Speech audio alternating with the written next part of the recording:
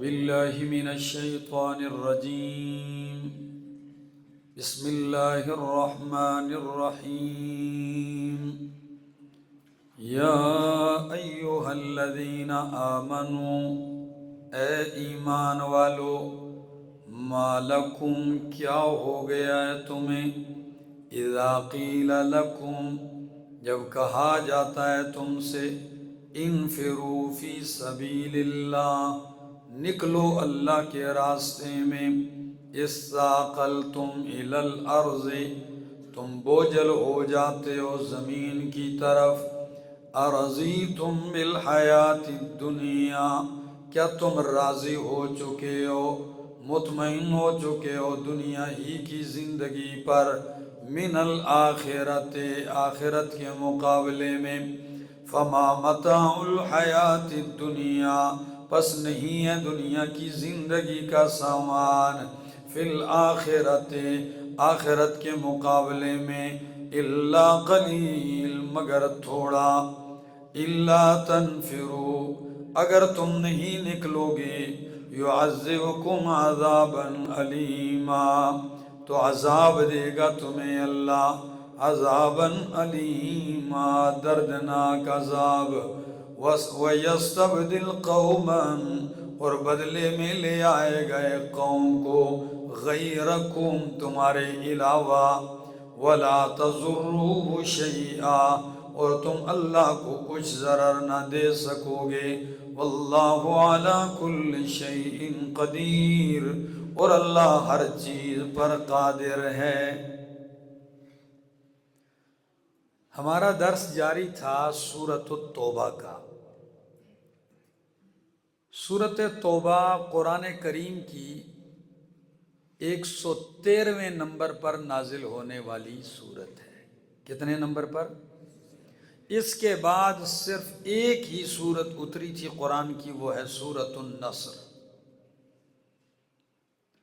اور اس سورت کا موضوع اور عنوان اور دعویٰ تھا القتال فی سبیل اللہ، اللہ کے راستے میں قتال کرنا، لڑنا، جہاد کرنا، یہ سورت کا دعویٰ تھا۔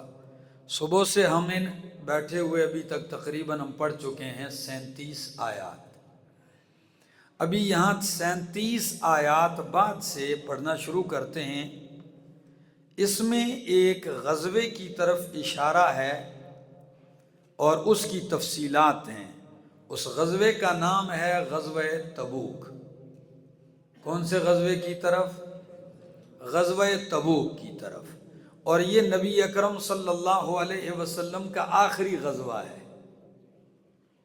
غزوات میں یہ بھی کیا ہے؟ آخری غزوہ ہے۔ پیش کب آیا؟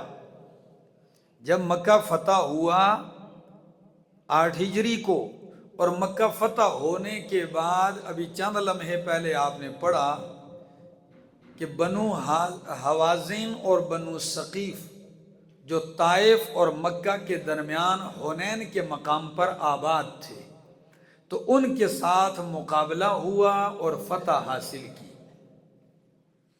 ابھی یہ سن 8 ہجری کا آخری مرحلہ ہے۔ ادھر سے فارغ ہو کے مدینہ پہنچتے ہیں غنیمتوں کے ساتھ، فتوحات کے ساتھ۔ دن نہیں گزرتے کہ خبر آتی ہے کہ مدینہ منورہ پہ حملہ ہونے والا ہے رومیوں کا۔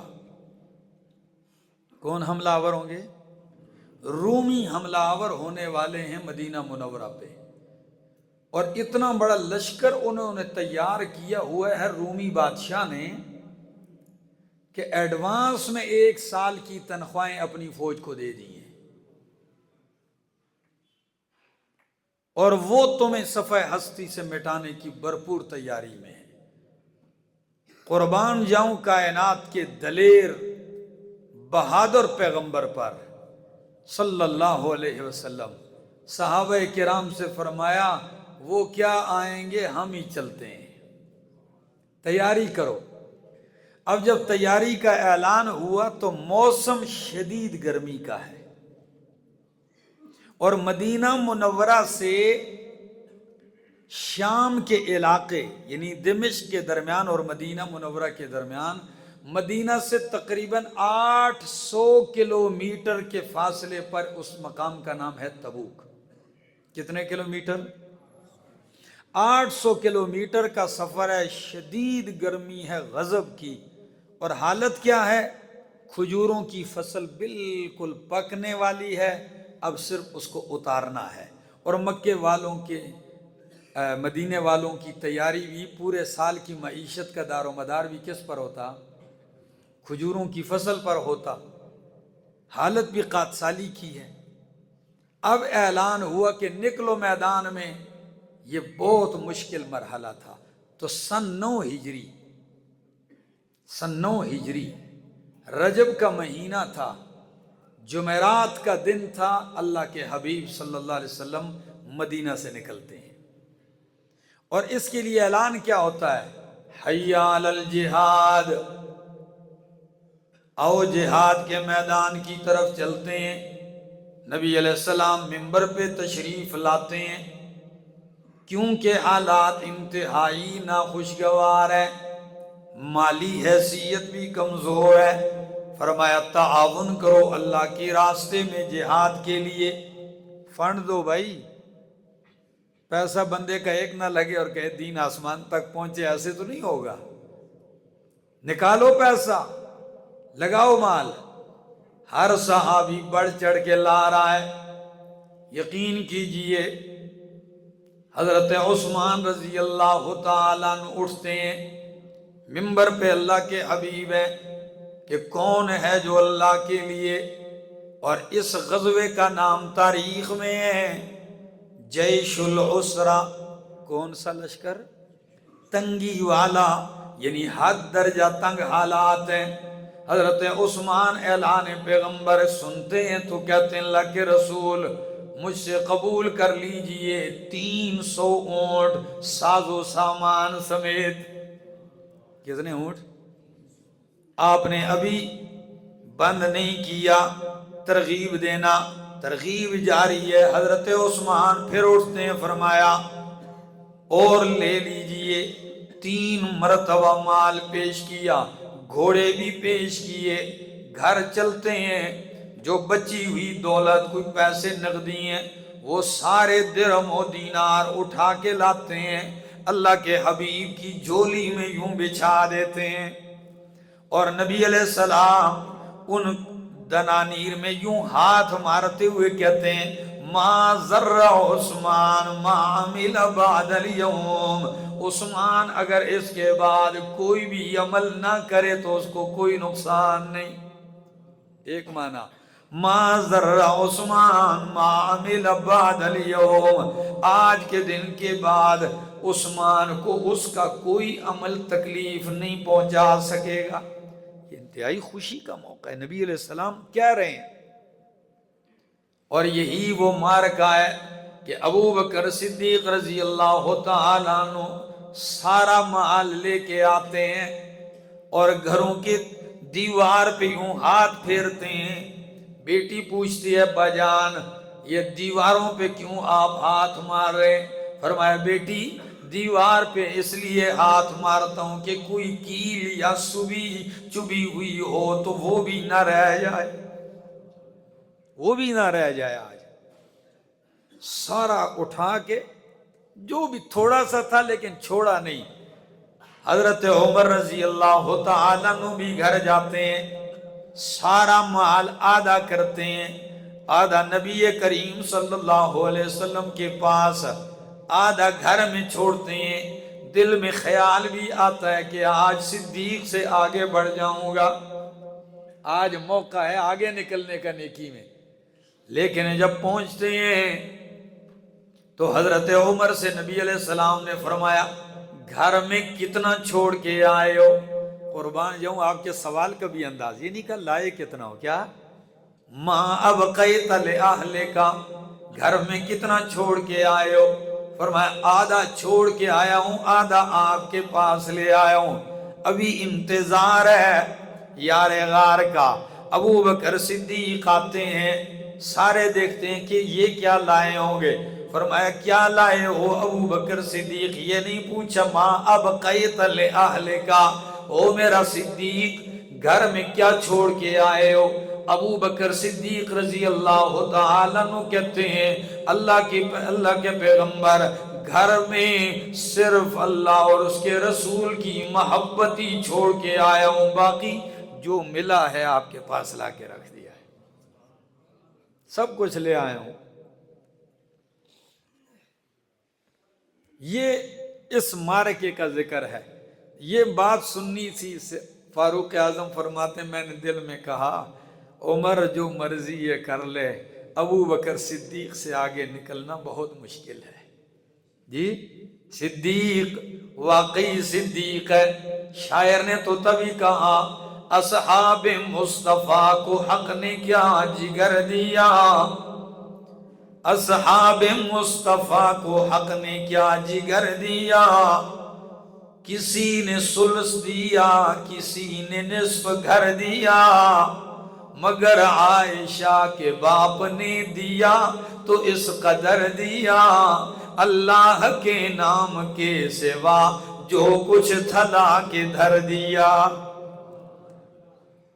یہ ہے، اور ایسے بھی صحابہ کرام تھے، یقین کیجئے جو آ رہے تھے تو کسی نے یہ بھی کہا، اللہ کے پیغمبر نے کہا آپ کیا کر کے آئے ہو؟ تو پتہ ہے شرمندگی کے ساتھ، عاجزی کے ساتھ کہتے ہیں اللہ کے رسول میرے گھر میں بھی کچھ نہیں تھا، جیب میں بھی کچھ نہیں تھا، میں نے سارا دن مزدوری کی ہے اور آج کے دن کی ساری مزدوری آپ کی جھولی میں رکھ دی ہے۔ حد نہیں ہے یار۔ فرمایا اور یہ مشکل مرحلہ کیوں تھا؟ جانا مشکل تھا، 800 کلومیٹر کا راستہ، فصل تیار، شدید گرمی ہے، منافق آنے لگے، عذر جھوٹے پیش کر کے بہانے کر کے جان چھڑانے لگے، بالکل بہانے کرتے جا رہے ہیں اور جان چھڑاتے جا رہے ہیں۔ قرآن مقدس کیا کہتا ہے ذرا سنیے، یا ایوہا الذین آمنو، اے ایمان والو، ما لکم تمہیں کیا ہو گیا، اذا قیل لکم جب تم سے کہا جاتا ہے، جب تم سے کہا گیا انفروا فی سبیل اللہ، نکلو اللہ کے راستے میں، تو اس ساقل تم الی الارض، تم بوجھل ہو جاتے ہو زمین کی طرف۔ جب کہا جاتا ہے اٹھو نکلو، تم نیچے کی طرف باری ہو جاتے ہو۔ ارضیتم بالحیات الدنیا، کیا تم خوش ہو گئے ہو دنیا کی زندگی پر؟ کیا تم راضی ہو گئے ہو دنیا کی زندگی پر؟ من الآخرت، آخرت کے مقابلے میں؟ فرمایا سن لو، فما متاع الحیات الدنیا الا، فما کیا لفظ ہے؟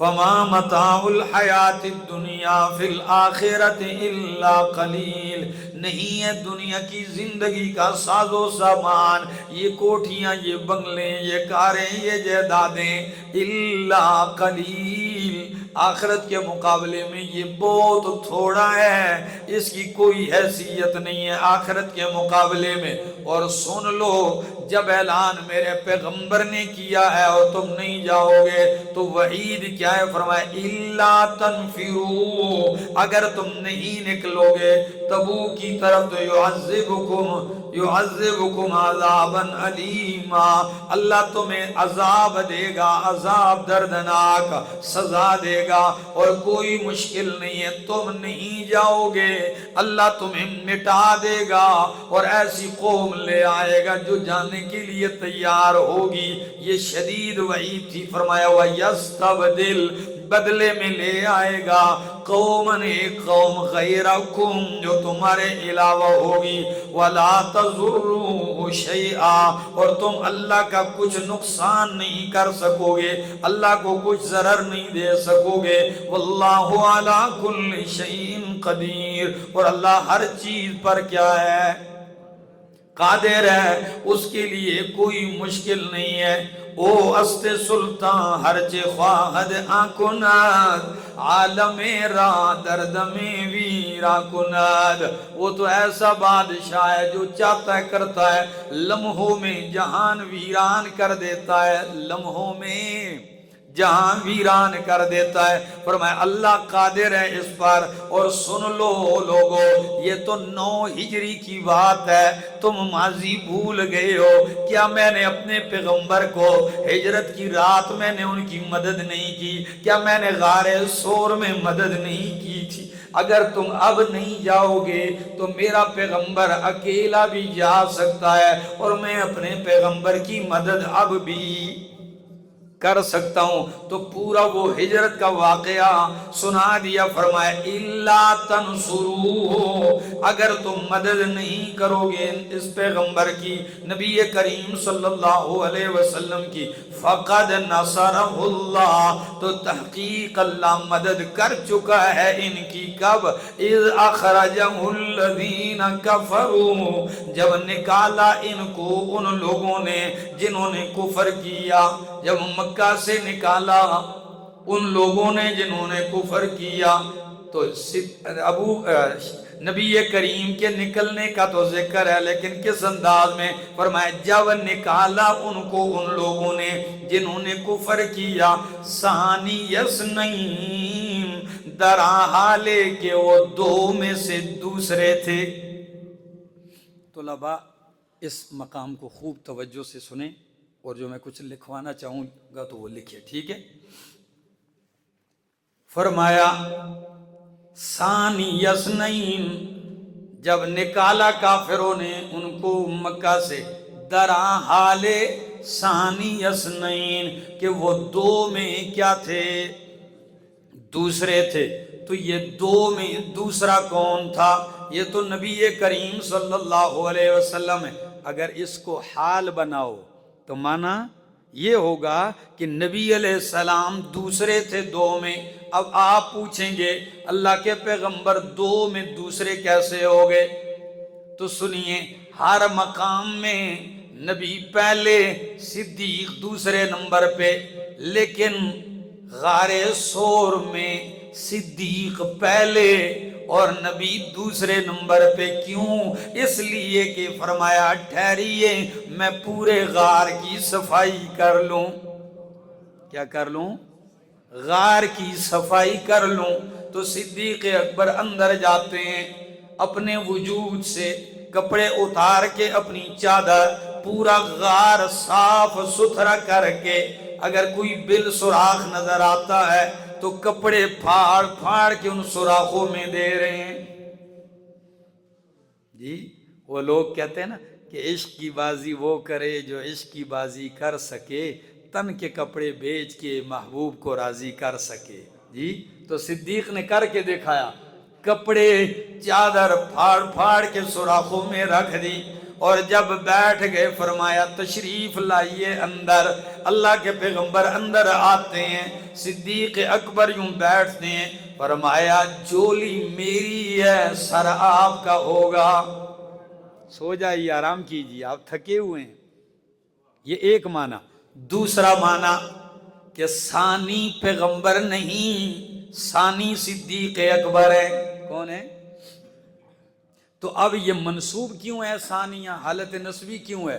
تو یہ منصوب بنزع الخافض ہے، یعنی حرف جر محذوف ہے۔ تو معنی یوں کرو، جب نکالا اس پیغمبر کو کافروں نے، ثانی اثنین، اے بے ثانی اثنین، با لگاؤ کیسے؟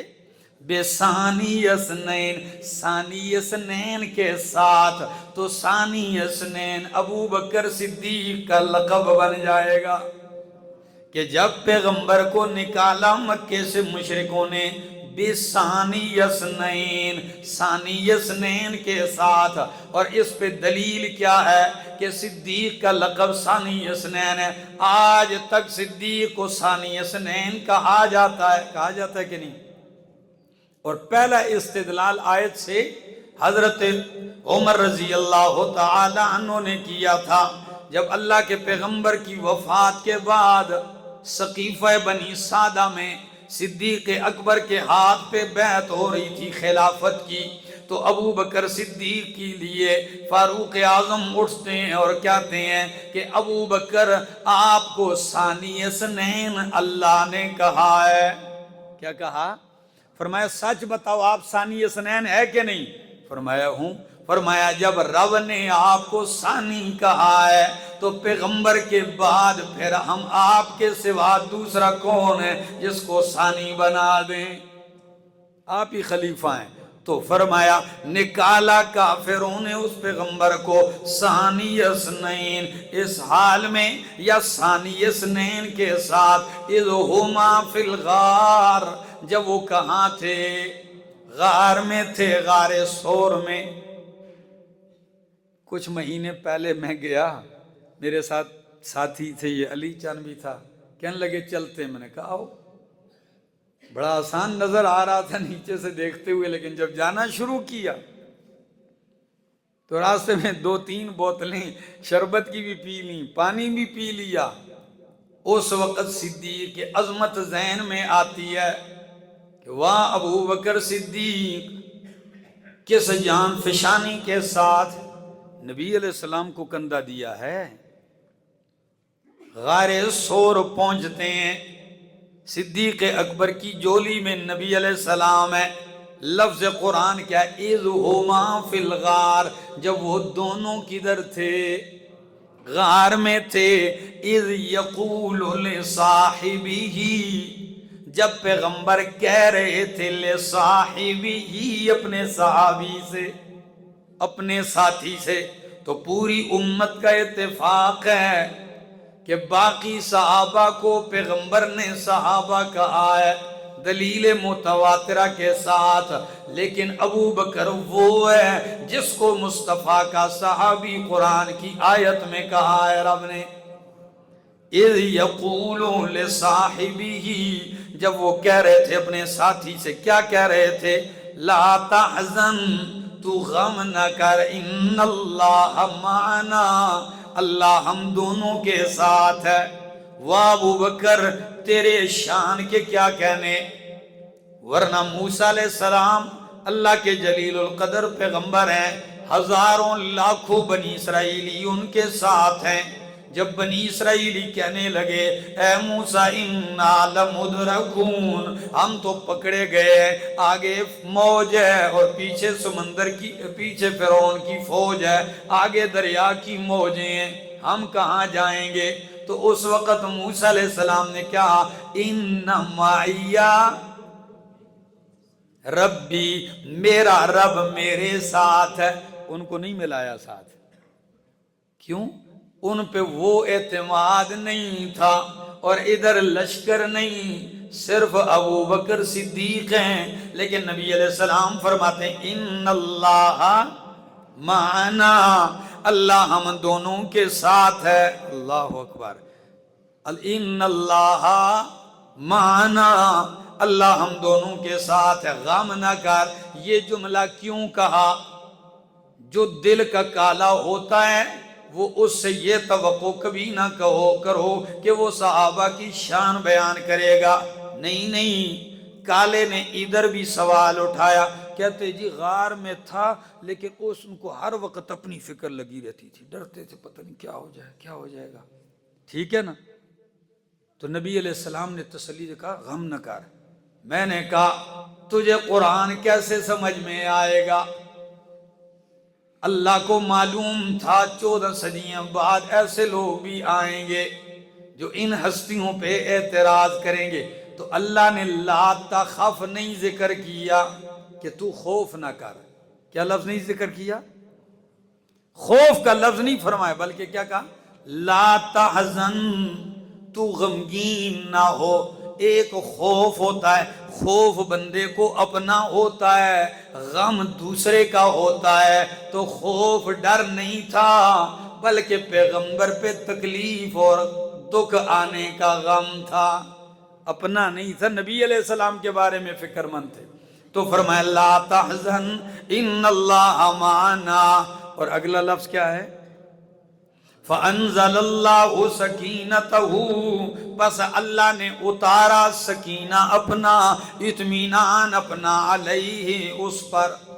اب اس پر تو بد باطن نے ادھر بھی ڈنڈی مارنے کی کوشش کر دی کہ جی اللہ نے ادھر مفرد کا صیغہ ذکر کیا کہ سکینہ نازل کیا اس پر، یعنی نبی پہ سکینہ اترا اور ابو بکر پہ نہیں اترا۔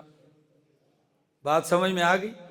میں نے کہا علامہ ابن کثیر، امام راضی اس مقام پہ لکھتے ہیں، اور قربان جاؤں امام راضی ادھر لکھتے ہیں تو فضیلت صدیق اکبر پہ 12 دلائل ایسے دیتے ہیں کہ عقل حیران رہ جاتی ہے۔ تو آیت کا معنی کرو، وہ کہتے ہیں معنی یہ نہیں ہے، معنی کرو فَأَنزَلَ اللَّهُ سَكِينَتَهُ، اللہ نے اتارا سکینہ اطمینان، علیہ ابو بکر پر۔ کس پر؟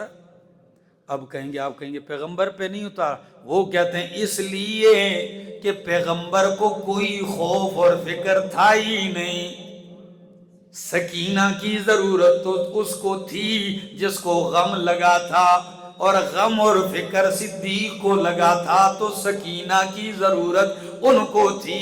نبی کے ساتھ سکینہ ہر وقت رہتا ہے، ان کو نہیں تھی، سمجھ آ رہی؟ تو فرمایا فَأَنزَلَ اللَّهُ سَكِينَتَهُ عَلَيْهِ، پس نازل کیا اللہ نے اپنا سکینہ اور اطمینان۔ تو اللہ نے سکینہ بھی نازل کیا اور پیغمبر نے تسلی بھی دی کہ لا تحزن، دونوں باتیں صدیق اکبر کو ملتی ہیں۔ وَأَيَّدَهُ بِجُنُودٍ، اور اللہ نے نصرت کی، ایدہ مدد کی پیغمبر کی، بجنودن ایسے لشکر کے ساتھ، لم تروہا جن کو تم نہیں دیکھ سکتے۔ وہ کون سا لشکر تھا؟ فرشتے آئے آپ کی حفاظت کر رہے تھے، ورنہ مشرکین تو غار کے دہانے پہنچ گئے، باہر گھوم رہے ہیں۔ میں جب غار میں داخل ہوا تو میں نے علی سے ایک بات کہی، میں نے کہا ہم پڑھتے تھے کہ ابو بکر صدیق نے نبی علیہ السلام سے فرمایا کہ یا رسول اللہ صلی اللہ علیہ وسلم، مشرکوں کے پاؤں نظر آ رہے ہیں، کسی نے جھک کے یوں نیچے کر کے سر دیکھ لیا تو ہم نظر آ جائیں گے۔ تو میں نے کہا یہ غار کس انداز سے بنا ہوگا کہ پاؤں بندے کے نظر آ رہے ہوں اور اوپر نظر نہ آتا ہو؟ جب اس کے اندر اتر کے جا کے دیکھا تو میں نے ان سے کہا بھائی یہ باہر لوگ گھوم رہے ہیں، تمہیں کیا نظر آ رہا ہے؟ کہنے لگے صرف پاؤں نظر آ رہے ہیں، ٹانگیں نظر آ رہی ہیں۔ بات سمجھ آ گئی؟ تو وہ نقشہ ہو بہو وہی منظر پیش کر رہا تھا۔ فرمایا اللہ کے حبیب صلی اللہ علیہ وسلم دشمن نظر آ گئے، کسی نے جھک کے دیکھا تو ہمیں دیکھ لیں گے۔ تو نبی علیہ السلام نے فرمایا ما ظنک یا ابا بکر باثنین اللہ ثالثہما، او ابو بکر تیرا کیا خیال ہے ان کے بارے میں جو دو ہو اور تیسرا ان کے ساتھ اللہ ہو؟ تیرا کیا خیال ہے؟ یعنی ان کو فکر نہیں ہونی چاہیے۔ آگے الفاظ پڑھو، جلدی کرو۔ فرمایا وَجَعَلَ كَلِمَةَ الَّذِينَ كَفَرُوا السُّفْلَىٰ، اللہ نے کر دیا ان لوگوں کا کلمہ، ان کی بات جنہوں نے کفر کیا، نیچے۔ وَكَلِمَةُ اللَّهِ هِيَ الْعُلْيَا، اور اللہ کا کلمہ وہی بلند ہونے والا ہے۔ وَاللَّهُ عَزِيزٌ حَكِيمٌ، اللہ زبردست ہے، حکیم حکمتوں والا ہے۔ واقعہ یاد دلایا، یہ پورا واقعہ غار ثور کا کس ضمن میں ذکر کیا؟ کہ اگر تم تبوک پہ نہیں جاؤ گے تو جو غار ثور میں پیغمبر کی مدد کر سکتا ہے وہ تبوک کے میدان میں بھی کر سکتا ہے۔ واقعہ ذکر کرنے کے بعد پھر فرمایا انفروا خفافا وثقالا، انفروا نکلو جہاد کے میدان میں، خفافا وثقالا تم ہلکے ہو یا بوجھل ہو۔ کیا ہو؟ یہ ہلکے اور بوجھل کے 10 مصداقات ہیں۔ ایک معنی یہ ہے نکلو تم ہلکے ہو یا بوجھل ہو، یعنی اسلحہ ہے یا نہیں، کیا ہے یا نہیں، لیکن پیغمبر نے اعلان کر دیا کیا کرو۔ دوسرا معنی انفرو نکلو خفافاً ہلکے ہو یا بوجھل ہو، یعنی طبیعت خوش ہے یا طبیعت بوجھل ہے، دل مانتا ہے یا نہیں مانتا؟ کوئی لوگ کہتے ہیں نہیں جا تو رہا ہوں لیکن کچھ طبیعت کیا ہے، بوجھل سی ہے۔ فرمایا نہیں، نکلو طبیعت بوجھل ہو یا حشاش بشاش ہو، دونوں صورتوں میں نکلو۔ فرمایا اور کیا کرو، جاہدو بے اموالکم، جہاد کرو اپنے مالوں کے ساتھ، وانفسکم، اور اپنی جانوں کے ساتھ، فی سبیل اللہ، اللہ کے راستے میں، ذالکم خیر لکم، یہ تمہارے لیے بہتر ہے، ان کنتم تعلمون، اگر تم جانتے ہو۔ مومنوں کو تو یوں ترغیب دی، یوں ابھارا، اب منافقوں کا بھی ذکر کر دیا۔ فرمایا لو کان عرضا قریبا وسفرا قاصدا، اگر مال بہت نزدیک ہوتا، عرضا قریبا، مال کیا ہوتا، غنیمتیں ملتی اور بہت جلدی ان کو مال نظر آتا، ٹھیک ہے نا، عرض سامان مال کو کہتے ہیں، وَسَفَرًا قَاصِدًا، اور سفر بھی درمیانہ ہوتا، 800 کلومیٹر نہیں، یہ تھوڑا سا سفر ہوتا اور بس فتح یقینی ہوتی کہ بس غنیمتیں ملتی ہیں، تو فرمایا لَتَّبَعُوكَ، تو یہ منافق آپ کے ساتھ چلتے، غنیمت ملتی جلدی سے اور کیا ہوتا، راستہ تھوڑا ہوتا تو یہ آپ کے ساتھ چلتے، لیکن بعدت علیہم الشقۃ، لیکن دور پڑ گئی ہے ان پہ سفر کی مشقت، سفر بڑا لمبا ہے، تو اب یہ کریں گے کیا، سیحلفون باللہ، ان قریب یہ اللہ کے نام کی قسمیں اٹھائیں گے منافق، اور کیا کہیں گے اللہ کی قسم ہے، لو استطعنا، اگر ہماری استطاعت ہوتی، لخرجنا معکم، تو ہم تمہارے ساتھ نکل کے جاتے۔ پیغمبر اعلان کرے اور یہ کیا کہیں آ کے، جی بس ہماری استطاعت نہیں ہے، ٹھیک ہے نا، نہیں جا سکتے، ہاں استطاعت ہوتی تو ہم آپ کی، گنجائش ہوتی تو ہم ساتھ چلتے۔ فرمایا یہ بات کیا کہ یہلکون انفسہم، ہلاک کرتے ہیں یہ اپنی جانوں کو، واللہ یعلم انہم لکاذبون، اور بے شک اللہ جانتا ہے کہ البتہ یہ جھوٹ بولنے والے، عفا اللہ عنک لما اذنت لہم، لیکن قربان جاؤں نبی کریم صلی اللہ علیہ وسلم جو بھی آتا، جی مجھے اجازت چاہیے میری مجبوری ہے، فرمایا ٹھیک ہے جاؤ۔ دوسرا آیا جھوٹے بہانے بناتے اور اجازت لے کے گھروں میں مزے سے بیٹھتے جا رہے، تو اللہ نے فرمایا میرا پیغمبر عفا اللہ عنکا، اللہ نے آپ کو معاف کر دیا، لما اذنت لہم، آپ نے ان کو کیوں اجازت دی، یعنی ان کو اجازت دینی نہیں چاہیے تھی، کیوں؟ فرمایا حتی یتبین لک الذین صدقوا وتعلم الکاذبین، یہاں تک کہ ظاہر ہو جاتا آپ کے لیے وہ لوگ جو سچے ہیں اور تو جان لیتا جھوٹوں کو بھی۔ اجازت نہ دیتے تو ان کا نفاق چھپتا نہ، بالکل نکھر کے کھل کے پتہ چل جاتا، کیونکہ یہی میدان ہے، یہاں پتہ چلتا ہے کہ منافق کون ہے، کھوٹا کون ہے اور کھرا کون ہے۔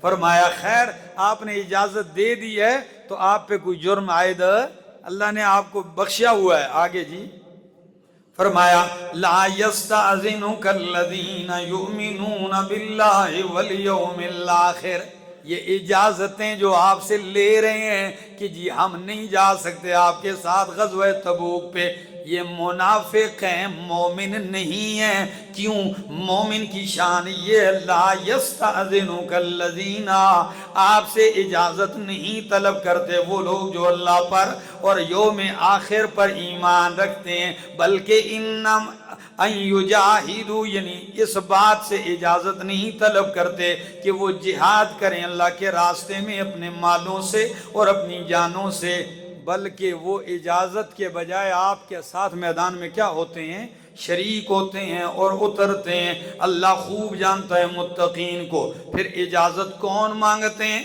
فرمایا انما یستأذنک الذین، بے شک آپ سے اجازت وہ لوگ طلب کرتے ہیں لا یؤمنون باللہ والیوم الآخر، جو اللہ پر اور یوم آخر پر ایمان نہیں رکھتے، وارتابت قلوبہم اور ان کی دل شک میں پڑ گئے ہیں۔ کس میں پڑ گئے ہیں؟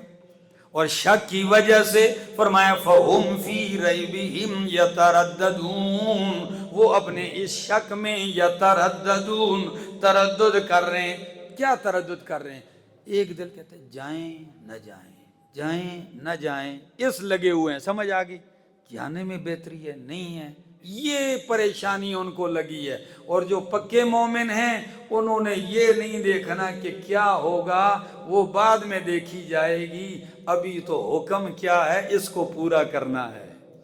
یہ مومن کی شان ہے۔ آگے فرمایا وَلَوْ أَرَادُوا الْخُرُوجَ، اصل بات یہ ہے کہ ان کا نکلنے کا ارادہ کوئی نہیں جہاد پر۔ کیوں؟ لو ارادوا الخروج، اگر یہ ارادہ کرتے میدان میں نکلنے کا تو لَأَعَدُّوا لَهُ عُدَّةً، تو یہ ضرور اس کے لیے کوئی سامان تیار کرتے۔ بندہ نکلتا ہے تو کیا کرتا ہے؟ کوئی تیاری کرتا ہے۔ تو ان کی تیاری دیکھی ہے منافقوں کی آپ نے؟ یہ بے فکر ہیں، ان کا ارادہ ہی نہیں ہے جانے کا۔ اصل بات یہ ہے فرمایا لیکن کرے اللہ ہو، لیکن اللہ نے ناپسند جانا ہے انبعاثہم، ان کا اٹھنا۔ اللہ کو ان کا اٹھنا ہی اچھا نہیں لگا کہ یہ اٹھ کے میرے نبی کے ساتھ چلیں۔ تو جب اللہ کو یہ پسند ہی نہیں آیا فرمایا فَثَبَّتَهُمْ، پس اللہ نے انہیں بٹھا دیا۔ بیٹھے رہو، جائیں گے وہی جو مخلص ہوں گے، تم کیا کرتے رہو؟ گھروں میں بیٹھے رہو۔ وقیل، اور ان سے کہا گیا اقعدوا مع القاعدین، بیٹھ جاؤ تم بھی بیٹھنے والوں کے ساتھ۔ اور اب تسلی ہے نبی علیہ السلام کو کہ اگر یہ نہیں گئے منافق تو اچھی بات ہے کہ نہیں گئے۔ کیوں؟ اگر یہ جاتے بھی تو میں کوئی خیر پہنچتا۔ کیوں؟ منافق جاتا بھی تو ادھر بھی اپنا ہی کام کر دکھاتا، تمہارے خلاف سازشیں کرتا۔ فرمایا لو خرجوا فیکم، اگر یہ نکلتے تمہارے ساتھ میدان کارزار میں تو ما زادوکم الا خبالا، یہ نہ زیادہ کرتے تمہارے لیے الا خبالا، مگر نقصان فساد۔ یہ منافق نہ جانا ہی بہتر ہے۔ سمجھ آ گئی؟ یہ جاتے تو آپ کے لیے اور نقصان کھڑا کرتے وَلَا أَوْزَعُوا خِلَالَكُمْ، اور یہ دوڑ دھوپ کرتے تمہارے بیچ میں۔ اور کیا کرتے دوڑ دھوپ؟ کس لیے؟ کوئی خدمت ڈیوٹی کرتے؟ نہیں، کس لیے دوڑ دھوپ کرتے؟ يَبْغُونَكُمُ الْفِتْنَةَ، تمہارے اندر فتنہ برپا کرنے کے لیے۔ کیا تلاش کرنے کے لیے؟ کہ بھئی کسی طرح موقع ملے۔ اور نبی علیہ السلام نے پتہ ہے کتنا لشکر تیار کیا اس تبوک کے لیے؟ 30,000 صحابہ کا لشکر تیار ہوا۔ 30,000 صحابہ کا لشکر تیار ہے، روانہ ہے۔ منافق نہیں جا رہا، فرمایا اچھا ہے نہیں جا رہا، جائے گا نقصان ہی کرے گا اور تمہارے اندر دوڑ دھوپ کرے گا، یا تو ان مومنوں کو آپس میں لڑائے گا، ٹھیک ہے نا، یا جا کے ادھر کافروں کو راز بتائے گا، تو تمہارے لیے فتنہ تلاش کریں گے۔ اور اب بھی جو آیتیں اتار رہا ہوں اللہ فرماتے ہیں، یہ نبی کے اوپر جب آیتیں اتر رہی تھی فرمایا میرا پیغمبر اس وقت بھی آپ کی محفل میں ان کے جاسوس بیٹھے ہیں۔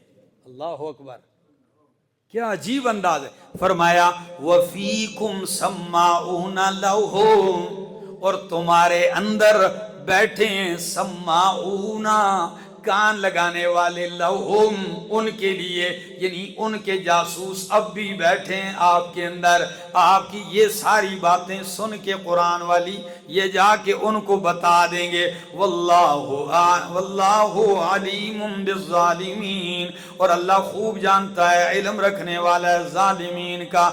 لقد ابتغوا الفتنة من قبل، یہ تو سن 9 ہجری میں غزوہ تبوک ہے، آپ کا آخری غزوہ ہے۔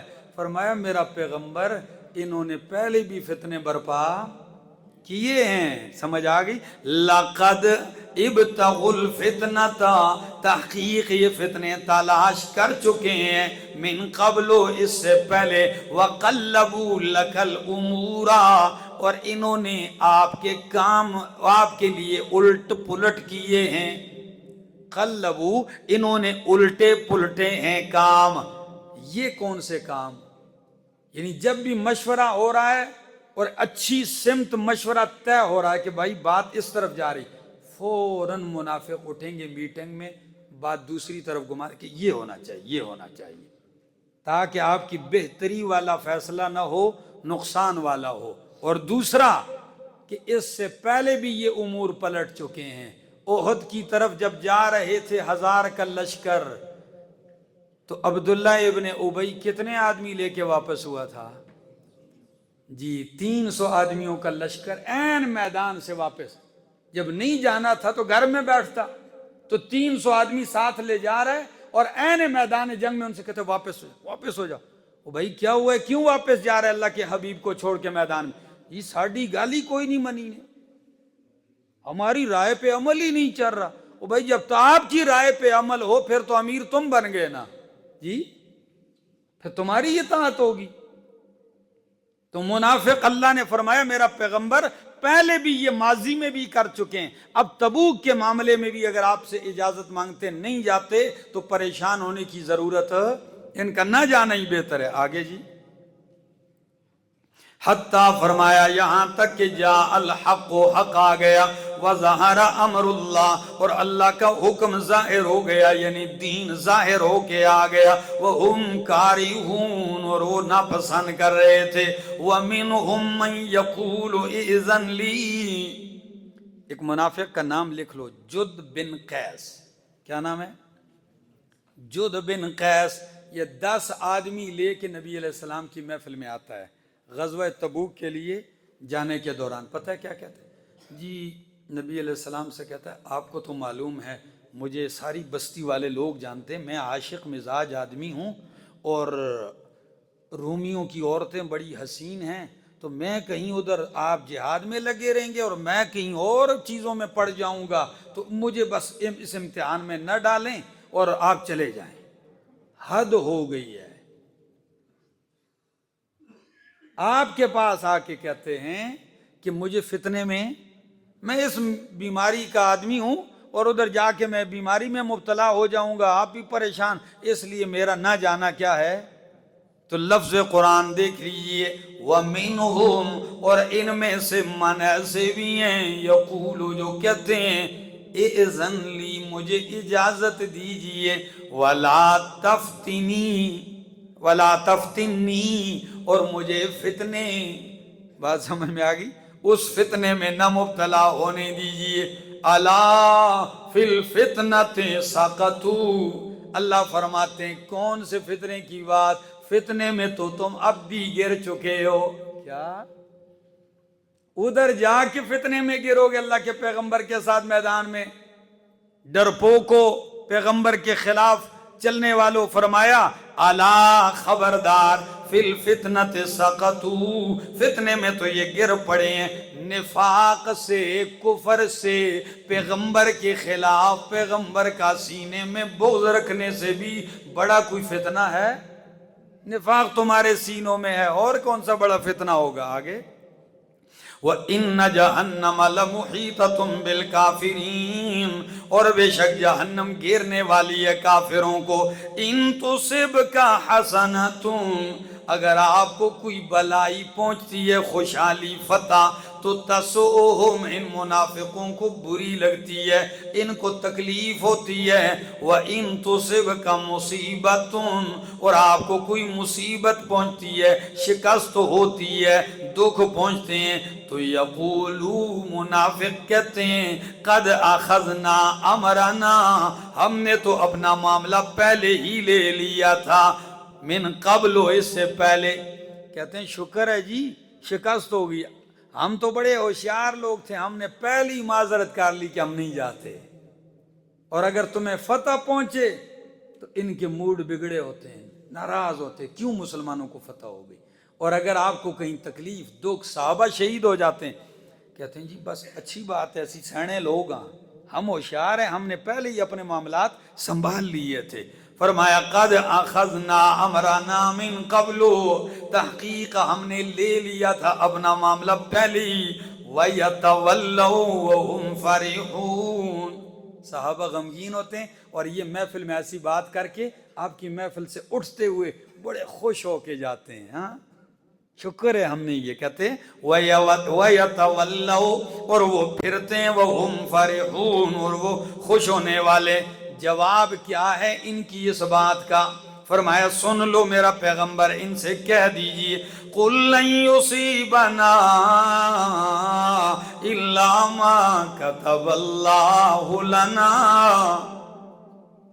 کہہ دیجئے لن یصیبنا الا ما کتب اللہ لنا، ہمیں نہیں پہنچی کوئی مصیبت، ہاں وہی پہنچی جو ہمارے رب نے ہمارے لیے کیا کر دی تھی۔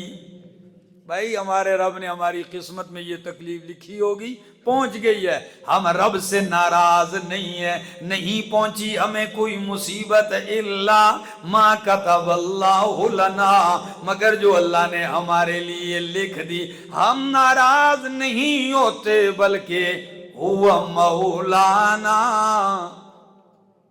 ہوا مولانا، وہ ہمارا کارساز ہے۔ کیا ہے؟ ہمارا مددگار، ہمارا دوست اللہ ہے، تو اس سے پہنچی ہوئی تکلیف پہ ہم ناراض نہیں ہوتے۔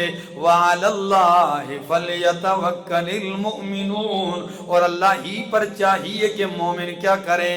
توکل و بھروسہ کریں۔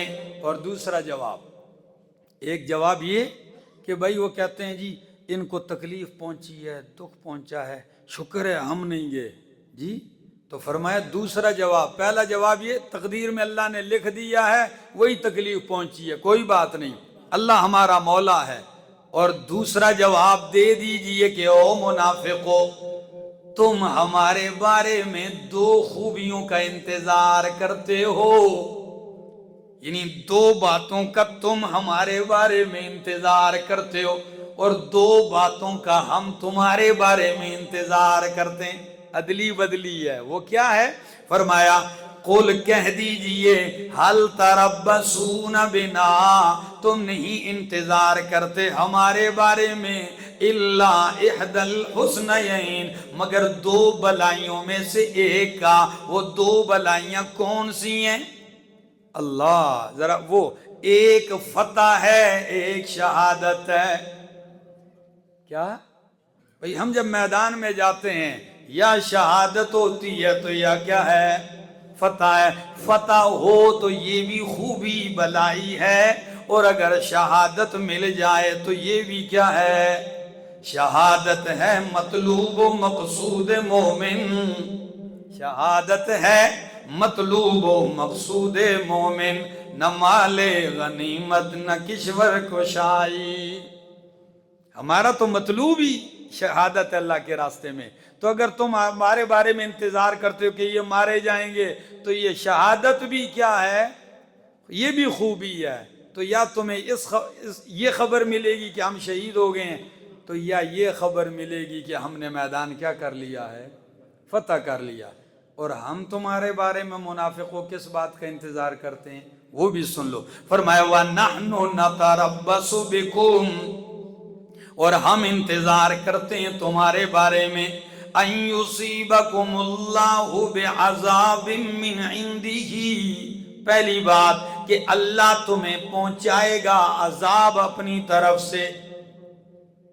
تم بھی انتظار کرو ہماری شہادت کا یا فتح، ہم بھی انتظار کرتے ہیں کہ یا تو اللہ تمہیں اپنی طرف سے عذاب دے گا، او بِأَيْدِينَا، یا ہمارے ہاتھوں سے دے گا۔ کیا انداز اللہ اکبر! یا تو رب تمہیں ہی خود ہی نیست و نابود کر دے گا، تو یا ہمیں اجازت دے گا تو تمہیں سزا ہمارے ہاتھوں سے دے دے گا۔ فَتَرَبَّصُوا إِنَّا مَعَكُمْ مُتَرَبِّصُونَ، بس تم بھی انتظار کرو، ہم بھی تمہارے ساتھ انتظار کرنے والے ہیں۔ قل کہہ دیجئے انفقوا طوعا او کرہا، جب فاروق اعظم مال لاتے ہیں، صدیق اکبر سارا کچھ لاتے ہیں، عثمان غنی سینکڑوں اونٹ اور گھوڑے دیتے ہیں اور درہم و دینار دیتے ہیں، ہر صحابی لا رہا ہے، تو منافق سوچ میں پڑ گئی جی اجازت تو ہم نے لے لی کہ نہیں جاتے، بہانے کر دیے، تو اب کچھ نہ کچھ ہمیں پیسے تو دینی چاہیے ہیں۔ دل نہ چاہتے ہوئے بھی چند کوڑیاں لے کے آگے منافق کھڑے ہو گئے، بس ہم خود نہیں جا سکتے، یہ ہمارے تھوڑے سے پیسے لے لو، شامل کر لو۔ تو اللہ نے فرمایا کہہ دیجئے ان سے خوشی سے دو، او کرہا، یا نہ چاہتے ہوئے، ناگواری سے دو، لن یتقبل منکم، تم سے قبول نہیں کیا جائے گا۔ پاس رکھو بھائی، تم بھی اور تمہارے پیسے جانے تم جانو، آپ کا کیا خیال ہے آپ کے چند ٹکوں سے جا کے میدان فتح ہوگا؟ دل نہیں چاہتا تمہارا، ہو منافق، تو ایسوں کا مال بھی رب قبول، مال قبول ہوتا ہے جب یہ صاف ہو، کیا دل صاف ہو، اور جب دل ہی گندا ہے فرمایا خوشی سے دو یا ناخوشی سے اللہ قبول نہیں کرتا، کیوں؟ انکم کنتم فاسقین، بے شک تم ہو نافرمان فاسق لوگ۔ سوال ہوتا ہے کہ جب وہ مال دے رہے ہیں غزوے میں تو کیا وجہ، کیوں قبول نہیں کیا جاتا؟ جواب فرمایا وَمَا مَنَعَهُمْ، منع کس چیز نے منع کیا ہے ان سے، ان تقبل منہم، کہ قبول کیا جائے ان سے، نفقاتہم، ان کے مال، الا انہم، منع کرنے والی چیز یہ ہے کہ انہم کفروا باللہ، انہوں نے اللہ کا انکار کیا ہے، کفر کیا ہے، وبرسولہ، اور اللہ کے رسول کا، ولا یأتون الصلاۃ، اور یہ نماز کی طرف نہیں آتے، الا وہم کسالى، اگر آتا بھی ہے منافق تو مگر سستی کے ساتھ آتا ہے۔ منافق پڑھتا ہی نہیں، نہ اللہ مانتا ہے نہ رسول کی بات مانتا ہے، یہ نماز پڑھنے کے لیے اگر کہیں اکا دکا دفعہ آتا بھی ہے تو صرف اس لیے آتا ہے کہ لوگ مجھے مسلمان سمجھ لیں، سمجھ آ گئی؟ اللہ کسالہ، مرتے مرتے کسالہ صاحب آ کے نماز پڑھ رہا ہے، اس کا نام ہی ہے کسالہ صاحب۔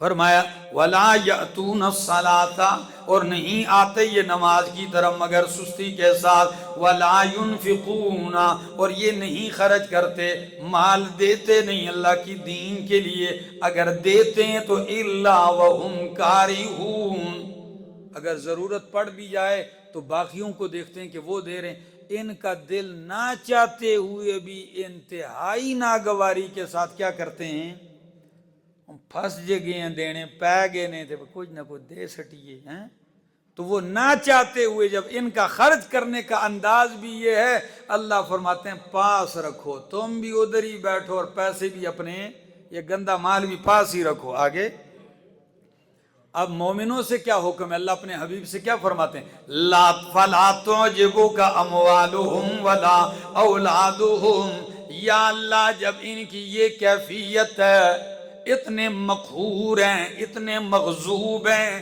اتنے لعنتی ہیں، تو ہم دیکھتے ہیں تو نے نوازا بھی تو ان کو بہت ہے، بچے بھی دیے ہیں، مال بھی بہت ہے، فرمایا فلا تعجبک، تجھے تعجب میں نہ ڈالے ان کا مال، ولا اولادہم، اور نہ ان کی اولاد، انما یرید اللہ، بے شک اللہ چاہتا ہے، لیعذبہم بہا، کہ ان کو عذاب دے ان کے مالوں کے ساتھ اور ان کی اولاد کے ساتھ، فی الحیات الدنیا، دنیا کی زندگی میں، وَتَزْحَقَ أَنفُسُهُمْ، اور اللہ چاہتا ہے کہ نکلے ان کی جان اس حال میں کہ وَهُمْ کافرون، یہ کیا ہوں، ہاں جب موت کفر پہ ہے تو اس کے مال کو دیکھ کے کیا منہ میں پانی آئے، ان کا مال کیوں اچھا لگے، ان کی اولاد کو دیکھو، مطلب یہ کہ خود بھی منافق ہیں تو اولاد کو بھی نفاق پر لگائیں گے،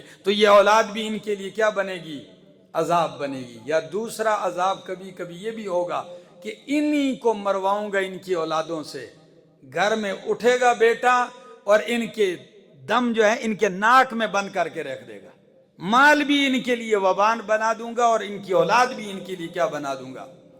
وبال بنا دوں گا، اور مریں گے بھی اس حال میں کہ یہ کافر ہوں گے۔ وَيَحْلِفُونَ بِاللَّهِ، قسمیں اٹھاتے ہیں اللہ کے نام کی کہ إِنَّهُمْ لَمِنْكُمْ، کہ بے شک وہ تم میں سے۔ اللہ کی قسم ہے جی، پکے مومن ہیں جی تواڈے نال ہاں جی، قسمیں اٹھاتے ہیں نبی علیہ السلام اور صحابہ کے پاس آ کے کہ تم میں سے ہم۔ اللہ فرماتے ہیں وَمَا هُوَ مِنْكُمْ، یہ تم میں سے نہیں ہے، وَلَٰكِنَّهُمْ قَوْمٌ يَفْرَقُونَ، لیکن یہ ایسی قوم ہے یفرقون، ڈرپوک ہیں۔ کیا ہیں؟ حد درجہ ڈرتے ہیں۔ یا اللہ کتنا ڈرتے ہیں؟